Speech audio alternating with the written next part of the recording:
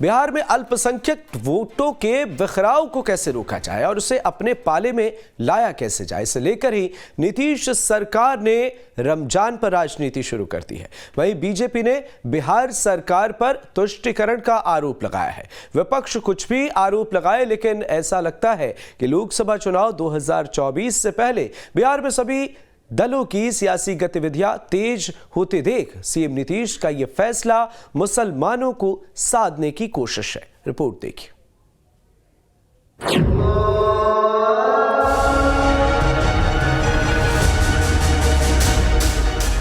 जाति विशेष के लिए अलग से छूट देना, तुष्टीकरण, ध्रुवीकरण, घृणा, ये सारे शब्द तो बीजेपी के राजनीतिक एजेंडा से निकले हुए शब्द हैं। बिहार में रमजान पर सियासत।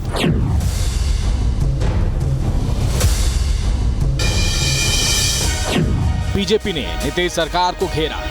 इस्लामिक राष्ट्र बनाना है, इसके लिए बिहार सरकार कहीं ना कहीं मदद पहुंचाने का काम कर रही है। तुष्टीकरण की नीति है, वोट बैंक के लिए। जेडीयू का बीजेपी को करारा जवाब। अरे छोड़िए ना, भाजपा तो चाहती है इस देश में धार्मिक उन्माद फैले। नहीं चलेगी धर्म के नाम पर दुकानदारी। एआईएमआईएम प्रमुख असदुद्दीन ओवैसी के सीमांचल दौरे के बीच नीतीश सरकार ने मुस्लिम अधिकारियों कर्मचारियों को बड़ी राहत दी है। रमजान के दौरान मुस्लिम अधिकारी और कर्मचारी 1 घंटे देरी से और 1 घंटे पहले आ जा सकेंगे। मुस्लिम कर्मचारियों और अधिकारियों को सरकार की तरफ से छूट देने के ऐलान के बाद बिहार में राजनीति तेज हो गई है। बीजेपी कर्मचारियों को छूट दिए जाने पर हमलावर है। बीजेपी ने निशाना साधते हुए पूछा कि आखिरकार सरकार मुसलमानों पर इतनी मेहरबान क्यों है। पूरे हिंदुस्तान में और बिहार में भी जो कभी नहीं होता था, ये अलग से नियम करना, इस तरह से किसी जाति विशेष के लिए अलग से छूट देना बिहार को, और ये जो पीएफआई का एजेंडा है कि 2047 में इस्लामिक राष्ट्र बनाना है, इसके लिए बिहार सरकार कहीं ना कहीं मदद पहुंचाने का काम कर रही है, जो बहुत ही निंदनीय है। देखिए, ये तो तुष्टीकरण की नीति है, वोट बैंक के लिए है। आपको याद होगा 2 साल पहले जब भयंकर कोरोना था, उसमें रमजान हुआ था, उसका गाइडलाइन देख लीजिए। और जब वातावरण सामान्य हो गया था तो दुर्गा पूजा और छठ था, उसका गाइडलाइन देख लीजिए। देखिए, ये लोग मुस्लिम वोट बैंक के लिए कुछ भी कर सकते हैं, तुष्टीकरण नीति के तहत कुछ भी कर सकते हैं। बीजेपी के आरोपों पर जेडीयू ने करारा जवाब दिया है। जेडीयू अध्यक्ष ललन सिंह ने कहा कि ऐसी मानसिकता के लोग जगह जगह भरे पड़े हैं और धर्म के नाम पर अपनी दुकानदारी चला रहे हैं। अरे छोड़िए ना, भाजपा तो चाहती है इस देश में धार्मिक उन्माद फैलाना।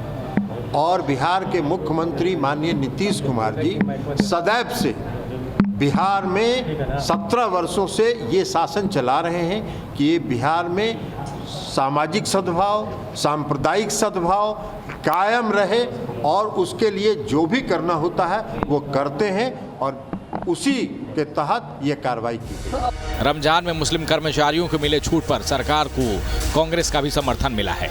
कांग्रेस ने बीजेपी पर हमला बोलते हुए कहा कि बीजेपी की राजनीति में तुष्टीकरण और ध्रुवीकरण शामिल है। यही कारण है कि बीजेपी को हर चीज में तुष्टीकरण दिखाई देती है।